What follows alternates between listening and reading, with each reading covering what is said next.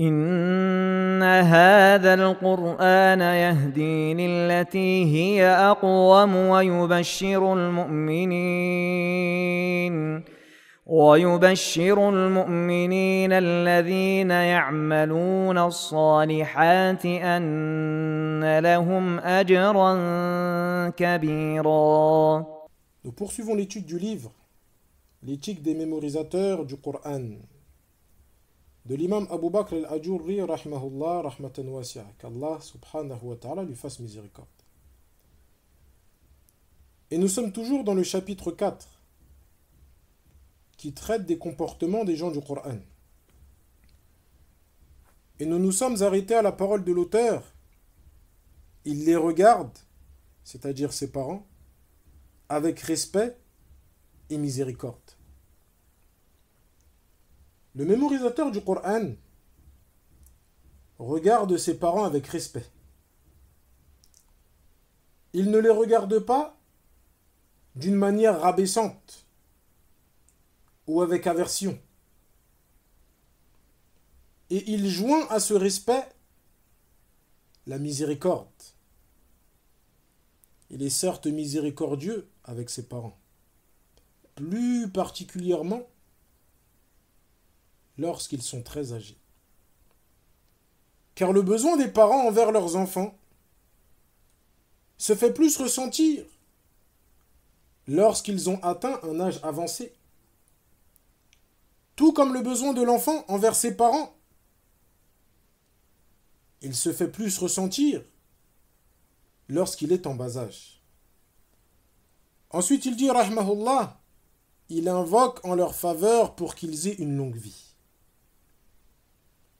Ici, l'auteur, rahmahullah, rahmatan wasi'a, l'imam Abu Bakr al-Ajurri, nous mentionne un comportement très important concernant la bienfaisance envers les parents. Il nous dit que le mémorisateur du Coran est bienfaisant envers ses parents, tout en espérant qu'ils aient une longue vie, car ceci est la véritable bienfaisance envers eux. Au contraire de celui qui va faire preuve de bienfaisance envers ses parents, tout en espérant leur mort, wal'iyadhu billah, pour être déchargé de cette responsabilité. Et ceci ne fait pas partie de la bienfaisance. Lorsque tes parents t'ont éduqué et ont fait preuve de bienfaisance à ton égard, ils espéraient que tu aies une longue vie, pour que tu sois une réjouissance pour eux. Alors comment peux-tu les aider et te dire jusqu'à quand je vais faire cela? Comment peux-tu dépenser pour eux et te dire alhamdulillah, bientôt je n'aurai plus à le faire? Et ceci ne fait pas partie de la bienfaisance. Il faut savoir que la bienfaisance envers les parents est une voie qui mène au paradis. L'imam al-Barawi, dans son livre Sharh al-Sunnah, ainsi que l'imam Ahmad dans son Musnad, rapporte d'après Aïcha, qu'Allah l'agrée, que le prophète sallallahu alayhi wa sallam a dit: je suis rentré au paradis et j'y ai entendu une récitation. Je dis alors, qui est-ce? Ils m'ont dit, c'est Haritha ibn Nu'man. Puis le prophète sallallahu alayhi wa sallam de dire, ceci est la bienfaisance, ceci est la bienfaisance. Et dans une autre version du hadith, on retrouve l'ajout, il faisait partie de ceux qui faisaient preuve de plus de bienfaisance avec leur mère. Subhanallah. Malgré que ce compagnon du prophète sallallahu alayhi wa sallam a accompli de nombreuses œuvres pieuses, telles que la lecture du Coran, le jeûne et autres, le prophète sallallahu alayhi wa sallam a mentionné sa bienfaisance envers sa mère. Et l'imam al-Zahabi, rahimahullah, qu'Allah lui fasse miséricorde, dans son livre intitulé Siyar A'lam al-Nubala, mentionne à quel point Haritha ibn Nu'man, radiallahu anhu, qu'Allah l'agrée, était bienfaisant avec sa mère. Il nous dit, rahimahullah, que Haritha ibn Nu'man donnait à manger à sa mère avec sa main. Et ce n'est pas tout. L'imam al-Zahabi, rahimahullah, nous mentionne une chose surprenante. Tellement Haritha ibn Nu'man, radiallahu anhu, était bienfaisant envers sa mère, lorsqu'il ne comprenait pas ce que sa mère lui disait, il ne lui demandait pas de répéter. Mais plutôt il attendait que ses frères et sœurs sortent pour leur dire qu'est-ce que notre mère a dit tout à l'heure. Malgré qu'il n'y a pas de mal à demander à sa mère de répéter une information, Haritha ibn Nu'man délaissait cela, radiyallahu anhu. Malheureusement, certains ont tendance à oublier l'importance de la bienfaisance envers les parents.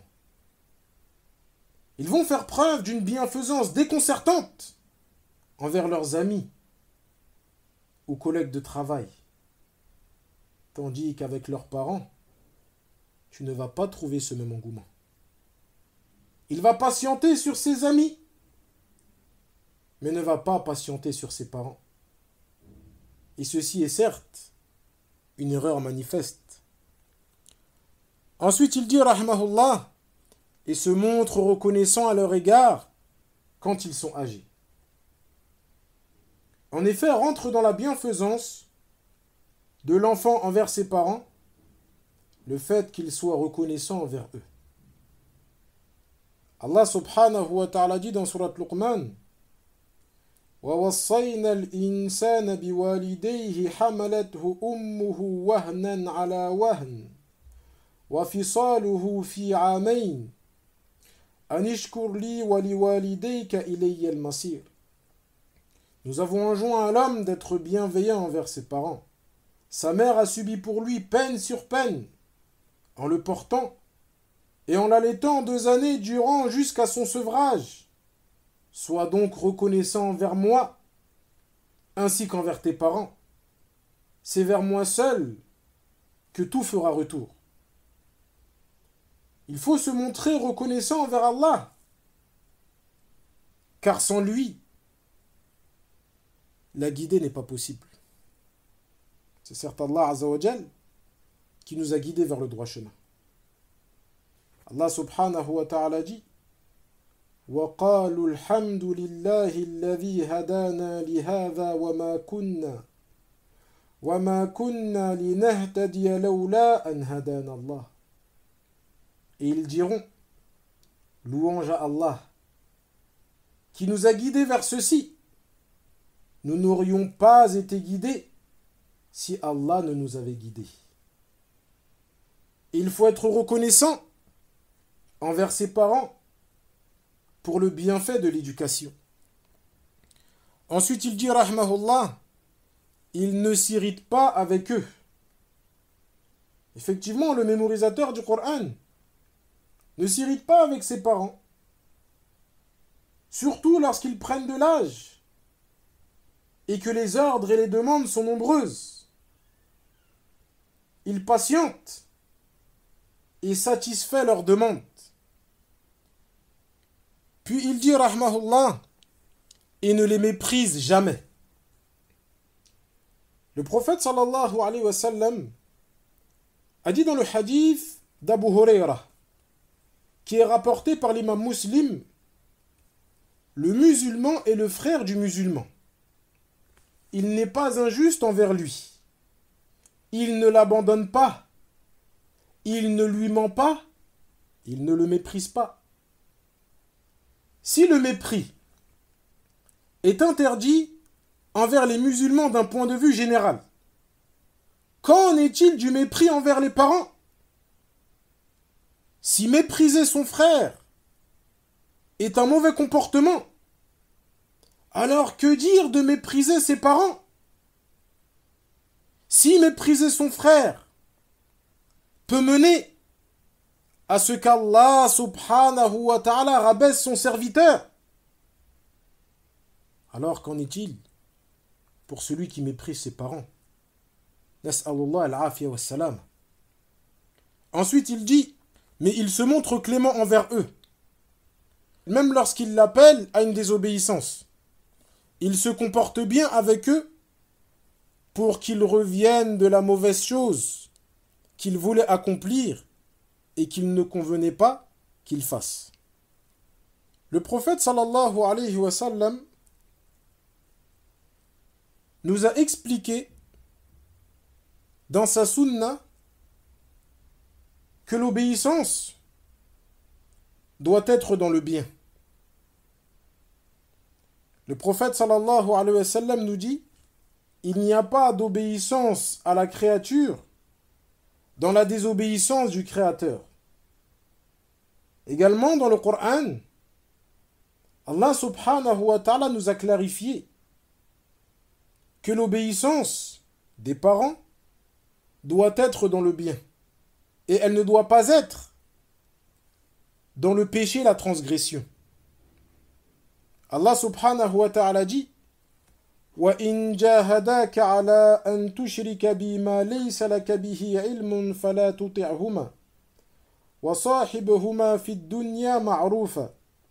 S'ils te poussent à m'associer ce dont tu n'as aucune connaissance, ne leur obéis pas en cela, tout en te comportant envers eux ici-bas avec bonté.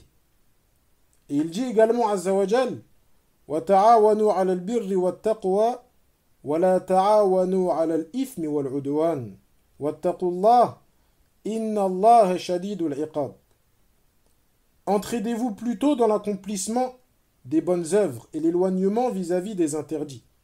Et ne vous entraidez pas dans le péché et la transgression.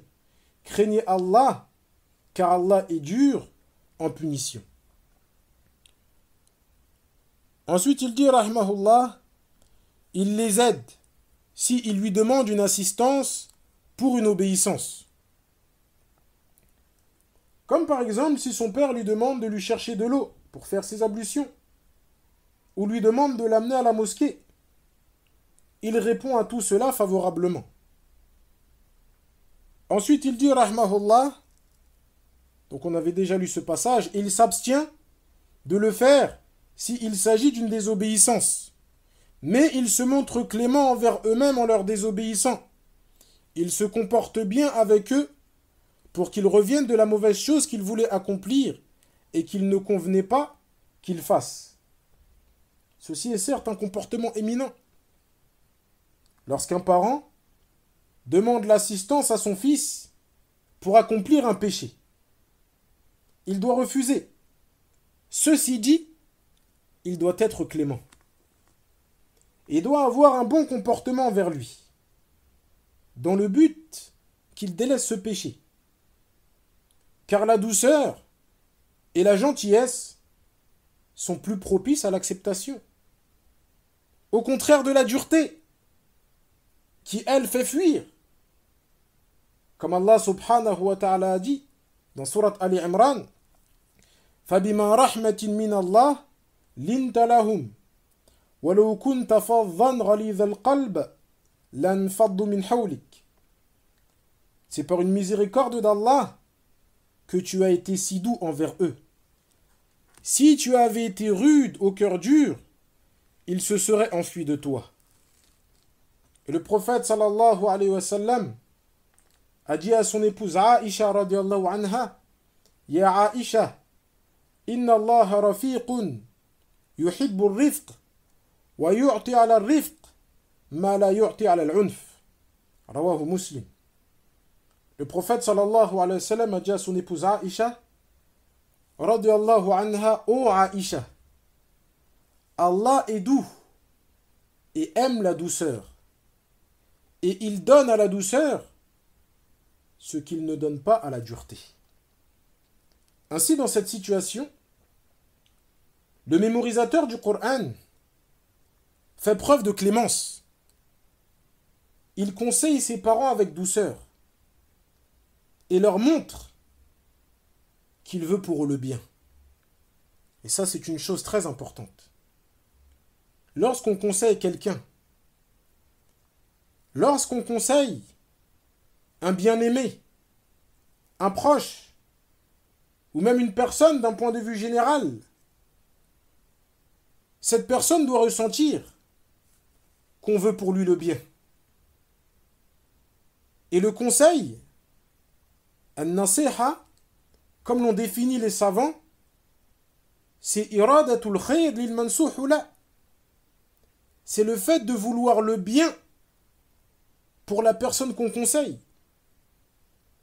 Ainsi, lorsque le mémorisateur du Coran conseille ses parents, il leur montre tout d'abord qu'il veut pour eux le bien. Et c'est probable qu'il utilise certains procédés subtils pour les conseiller. Ensuite, l'auteur nous dit, rahimahullah, il maintient toujours ses liens de parenté et répugne de le couper. Le mémorisateur du Coran maintient ses liens de parenté et ne les coupe pas. Allah subhanahu wa ta'ala dit dans Surat Al-Ra'd, dans Surat le Tonnerre, وَالَّذِينَ يَصِلُونَ مَا أَمَرَ اللَّهُ بِهِ أَن يُوصَلَ وَيَخْشَوْنَ رَبَّهُمْ وَيَخَافُونَ سُوءَ الْحِسَابِ. Ceux qui respectent les liens qu'Allah a ordonné d'honorer, craignent leur Seigneur et redoutent que le compte des œuvres ne soit mauvais. Puis il dit, rahmahullah, si quelqu'un coupe avec lui ses liens de parenté, lui, il ne les rompt pas avec lui. Tout cela, barakallahu fikum, dans le but d'obtenir la récompense d'Allah subhanahu wa ta'ala et son aide. L'imam Muslim rapporte, d'après Abu Huraira, radiyallahu anhu, qu'Allah l'agrée, qu'un homme dit au prophète sallallahu alayhi wa sallam, ô messager d'Allah, j'ai des proches avec lesquels je maintiens les liens, mais eux les rompent. Je suis bon envers eux, mais eux me causent préjudice. Je suis indulgent envers eux, mais eux sont grossiers envers moi. Qu'est-ce que le prophète sallallahu alayhi wa sallam a répondu à cet homme? Est-ce qu'il lui a dit, ne parle plus avec eux, ne prends plus de leurs nouvelles? Dans ce cas, tu peux rompre les liens de parenté? Le prophète sallallahu alayhi wa sallam lui répondit, si il en est tel que tu le dis, c'est comme si tu leur faisais manger de la braise, et Allah ne cessera de te donner dessus sur eux tant que tu agiras de la sorte. Subhanallah. Et le véritable maintien des liens ne se résume pas à rendre l'appareil. C'est pour ça que notre prophète sallallahu alayhi wa sallam a dit, celui qui maintient les liens de parenté n'est pas celui qui rend l'appareil, mais celui qui maintient les liens lorsqu'ils sont rompus.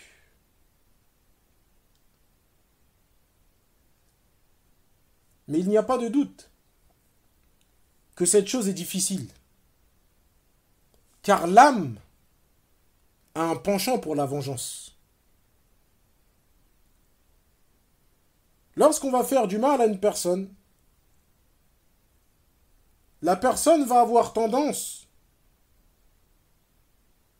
à vouloir se venger et ne pas rendre le mal par le bien.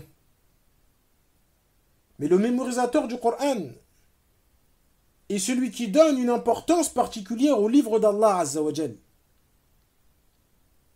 Il le lit, le médite et le met en pratique. Par conséquent, lorsque ses proches vont rompre les liens de parenté, il va faire preuve de bienfaisance pour obtenir la récompense d'Allah subhanahu wa ta'ala. Il va patienter. Il va patienter dans cela et faire preuve de bienfaisance. Au contraire de beaucoup de personnes aujourd'hui. Combien de personnes sont en froid avec certains de leurs proches? Car ces proches en question ont rompu les liens. Au lieu de faire preuve de bienfaisance envers eux, ils ont rendu le mal par le mal. Ils se sont vengés. Et ceci ne convient pas. Car on rend le mal par le bien. Ensuite, il dit, rahimahullah, si quelqu'un désobéit à Allah à son encontre, lui obéit à Allah. Si quelqu'un désobéit à Allah à son encontre, lui obéit à Allah à son encontre. C'est-à-dire que si quelqu'un se comporte mal à son égard, il ne rend pas l'appareil, mais plutôt il craint Allah subhanahu wa ta'ala concernant cette personne. Wallahu ta'ala a'la wa a'lam.